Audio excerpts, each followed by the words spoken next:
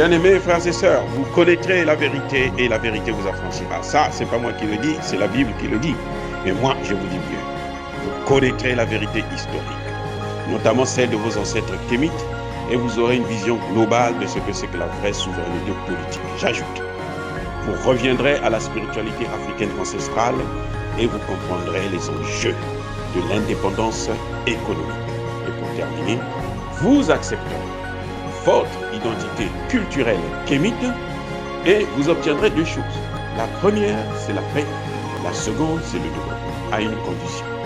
L'unité de toute l'Afrique noire, l'unité de tous les Noirs du monde entier.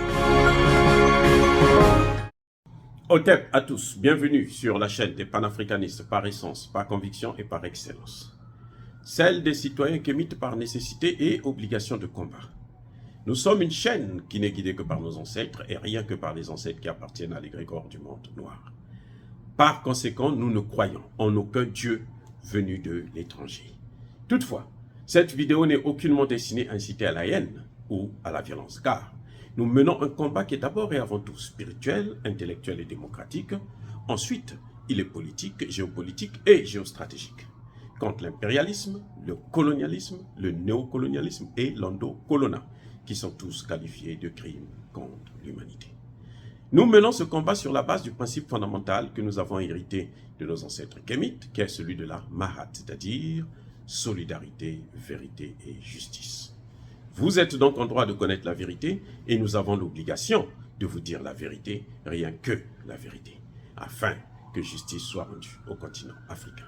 Et ça, c'est notre modeste contribution dans cette noble lutte en faveur de la souveraineté, la dignité, la solidarité et l'unité africaine. C'est exactement ça que nous appelons le panafricanisme. Bien-aimés frères et sœurs, qui vous a dit que le président Gbagbo était fini? Ah, un éléphant de la politique. Aïe, aïe, aïe, un dinosaure. Il est sorti de ses réserves. Quand le dinosaure sort là, il faut s'écarter parce que là, ça devient compliqué. Le président Laurent Gbagbo a parlé sur la situation du Niger.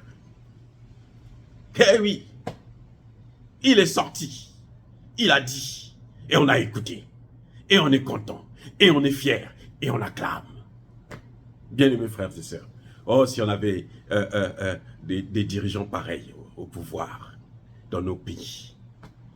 Si on avait Laurent Gbagbo, président de la Côte d'Ivoire, et à côté, il y a Assimi Goïta qui est en train de se battre, il y a Ibrahim Traoré qui est en train de se battre, il y a le président Tchani qui est en train de se battre, il allait les encadrer. Et bon, mais dis donc, ça allait tellement beau.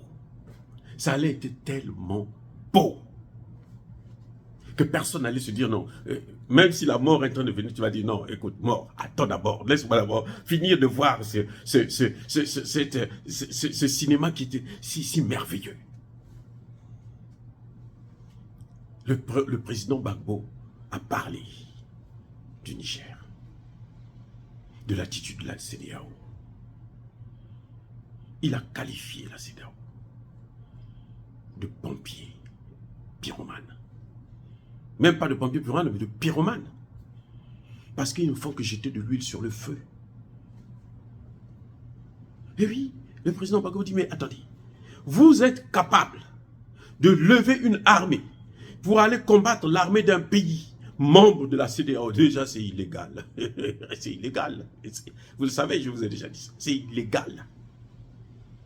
Non seulement par rapport au texte de la CEDEAO, mais aussi par rapport à la charte de l'Organisation des Nations Unies. Et l'Union africaine n'est pas capable de s'imposer, de ramener la CEDEAO à sa place. Vous voyez, c'est que vous voyez là, ce sont des bâtards qui gouvernent l'Afrique. Le président Gbagbo dit, mais vous montez toute une armée pour aller combattre l'armée d'un pays qui fait partie de la CEDEAO. Déjà, c'est pas bon. Alors que ce pays est en train de se battre contre le terrorisme et vous n'avez jamais pris une force, organisé une force pour dire, bon, cette fois-ci, nous allons lutter contre le terrorisme. Non. Le président Gbagbo dit, mais vous êtes en train de jeter de l'huile sur le feu. Les sanctions que vous avez prises là, ce n'est pas des sanctions. Ce n'est pas des sanctions légitimes, c'est inhumain. Parce que le peuple nigérien là, est déjà en difficulté.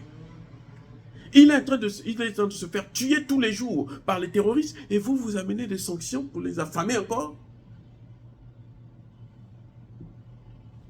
Mais quand même. Le président Gbagbo dit, mais non. Au lieu de les aider, de les accompagner dans cette lutte, vous dites non, on va aller mener une guerre. Mais la guerre n'apporte jamais une solution à un problème. La guerre, non. Vous ne pouvez pas dire que non, on met de la guerre comme ça, après on va négocier. Regardez, comme ils ont pris des sanctions, le lendemain, ils envoient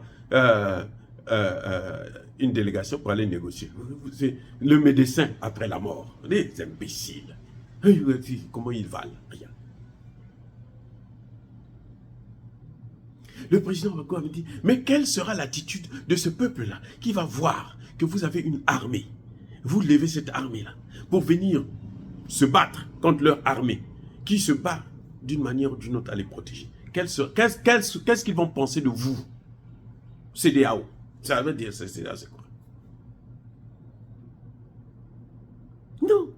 Le président Gbagbo dit, non mais attendez. Déjà, Alassane Ouattara, lui, il va engager l'armée du pays. Il ne saisit même pas le Parlement.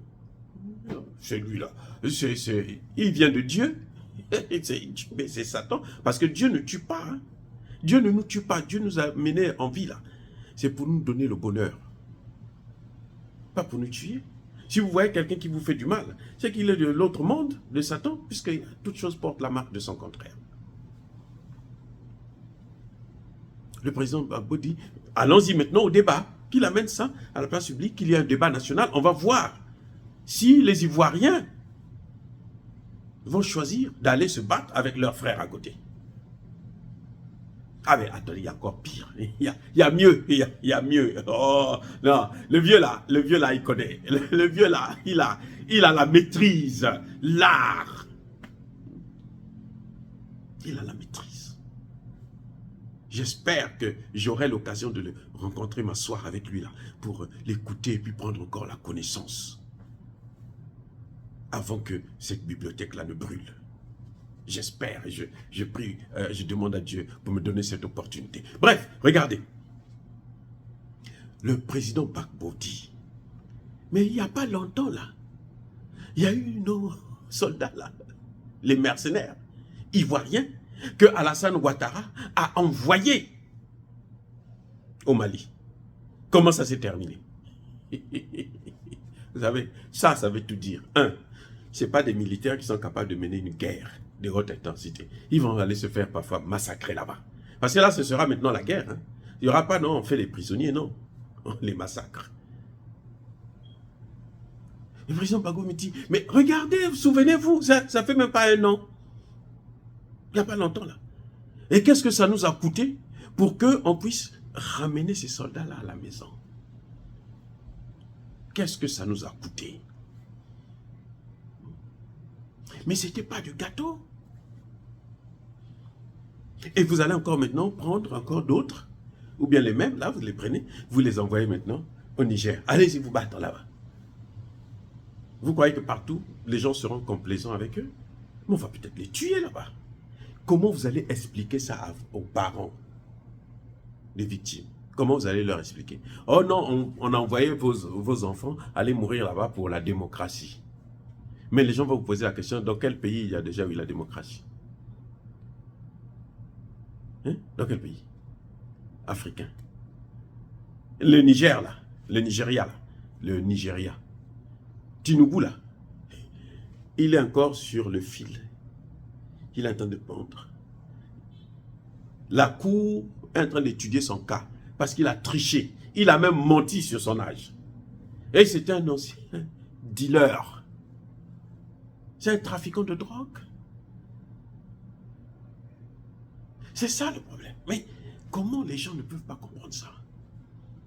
Il faut attendre que le président Gbagbo puisse venir parler pour qu'Alassane Ouattara puisse comprendre que non, mais ce que je suis en train de faire là, ça ne va pas. Que Emmanuel Macron est en train de m'amener. La Côte d'Ivoire, ce n'est pas la France. Alassane Ouattara est le président de la Côte d'Ivoire, pas le sous-préfet de la France.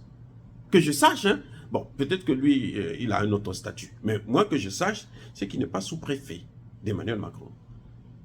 Et même s'il était sous-préfet d'Emmanuel Macron, il devrait savoir que son chef, là, c'est un nullard. Un vaurien. Emmanuel Macron, il est nul. Vraiment nul. Toutes les sanctions qu'il prend là, ça veut dire que mauvais. Il n'a jamais pris une décision bonne. Elles sont toutes mauvaises. C'est un mauvais garçon.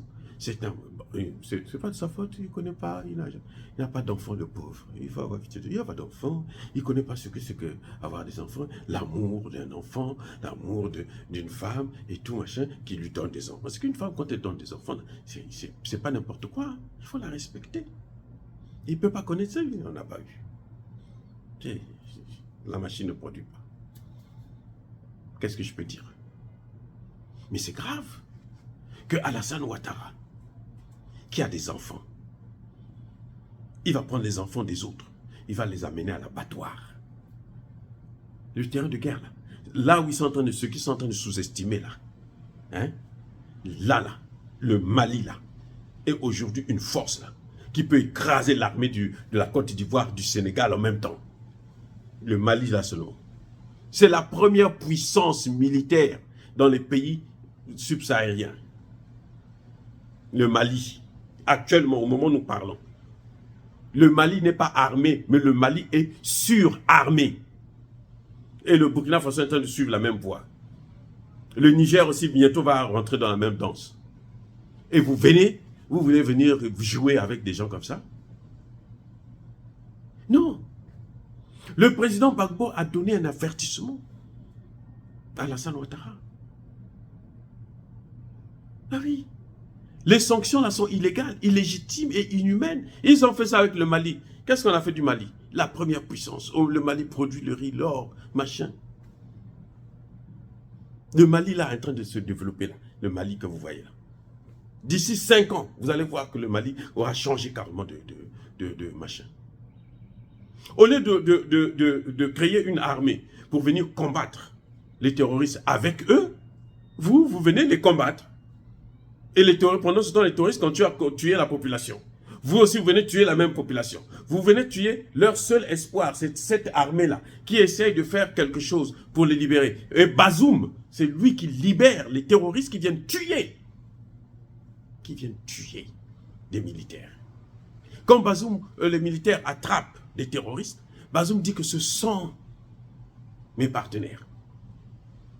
Il faut les libérer. Mesure extrajudiciaire. On ne passe même pas devant un juge.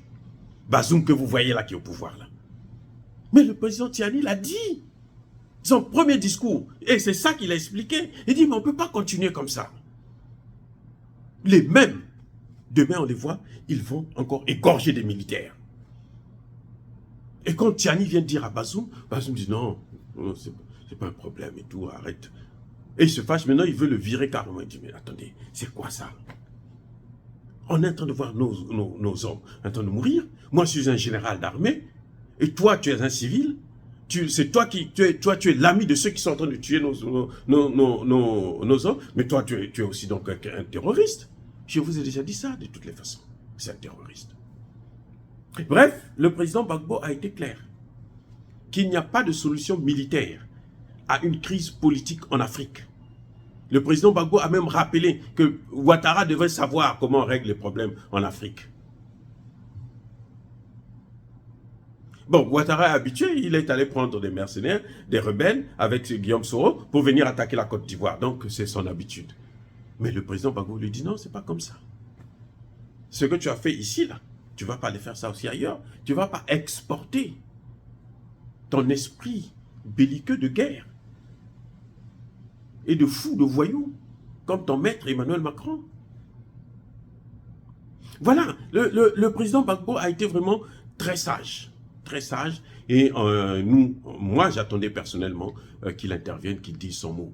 parce que ce sont des voix qui comptent pour montrer à cette jeunesse africaine-là. Nous comptons beaucoup sur lui, et donc, comme il a parlé, nous sommes contents, nous sommes très satisfaits et très heureux de sa prise de position, et surtout de soutenir. D'ailleurs, le président Gbagbo l'avait dit, c'est avec Gbagbo, vous savez, le mot coup d'état civil, c'est avec Gbagbo que j'ai appris ça. Je savais que je connaissais le coup d'état militaire, ou coup d'état tout court, mais coup d'état civil, c'est-à-dire que coup d'état constitutionnel. Tu patrouilles la constitution et tout machin pour te représenter, et puis tu veux. Ça, c'est un coup d'état civil. Et le coup d'état civil, vous savez, le coup d'état de Gbagbo, de Ouattara, quand Gbagbo était au pouvoir, a fait combien de morts? Mais on est en train d'attendre Ouattara à la haie, là. On attend seulement qu'il finisse son pouvoir. Dès qu'il finit son mandat, là, sa place, c'est à la haie. Puisque ils se sont battus avec Gbagbo, non? Gbagbo a été blanchi. Il est libéré, c'est pas lui. Donc c'est qui? C'est l'autre parti. Ça veut dire que Alassane Ouattara, sa place, c'est à la haie. C'est une évidence, c'est-à-dire que ça va de soi. On n'a même pas besoin de réfléchir là-dessus. Voilà. Donc, vraiment, bien-aimés frères et sœurs, je tenais quand même à vous faire part de cette sortie tonitruante et intelligible du président Laurent Gbagbo, parce que c'est très important pour nous de connaître, d'avoir l'avis d'un grand homme comme celui-là. Dire cela, c'est inciter à la haine ou à la violence. Mais non, non, Yaba Kolervé. Yaba Kolervé, encore une fois, bien-aimés frères et sœurs, je persiste et je signe. Soyez bénis, abondamment bénis par le Dieu de Kémit et par nos ancêtres angéliques. Mais que tous ceux qui persécutent le continent africain, tous ceux qui le pillent et le déstabilisent, qu'ils soient noirs, africains, chefs d'État ou quoi qu'ils soient blancs, chinois, arabes, indiens ou qui qu'ils soient punis, maudits, foudroyés, neutralisés, effacés, écrasés par ce Dieu de Kémit et par nos ancêtres angélisés. Vive l'Afrique éternelle. J'ai dit et j'assume.